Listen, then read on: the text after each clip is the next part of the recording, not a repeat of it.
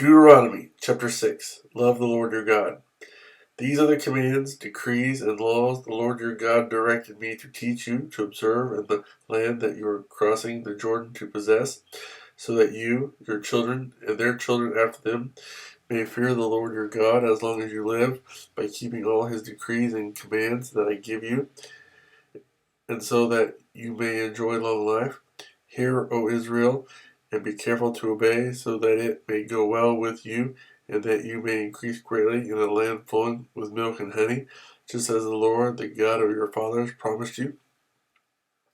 Hear, O Israel, the Lord our God, the Lord is one. Love the Lord your God with all your heart, and with all your soul, and with all your strength. These commandments that I give you today are to be upon your hearts.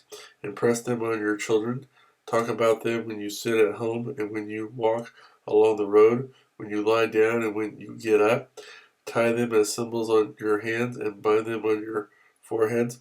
Write them on the doorframes of your houses and on your gates.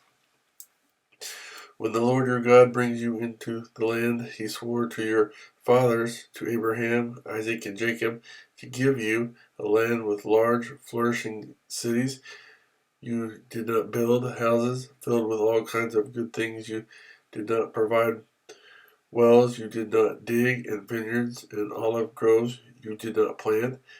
Then, when you eat and are satisfied, be careful that you do not forget the Lord who brought you out of Egypt, out of the land of slavery.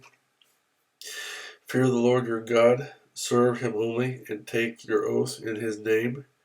Do not follow other gods, the gods of the people around you, for the Lord your God, who is among you, is a jealous God, and his anger will burn against you, and he will destroy you from the face of the land. Do not test the Lord your God as you did at Massa. Be sure to keep the commands of the Lord your God and the stipulations and decrees he has given you. Do what is right and good in the Lord's sight, so that it may go well with you, and you may go in and take over the good land that the Lord promised on oath to your forefathers, thrusting out all your enemies before you, as the Lord said.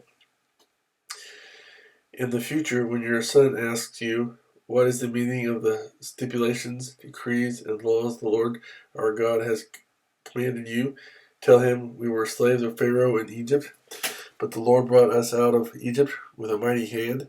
Before our eyes the Lord sent miraculous signs and wonders, great and terrible, upon Egypt and Pharaoh and his whole household. But he brought us out from there to bring us in and give us the land that he promised on oath to our forefathers.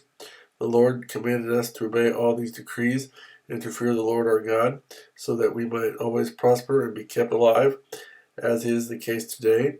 And if we are careful to obey all this law before the Lord our God, and he has commanded us, that will be our righteousness.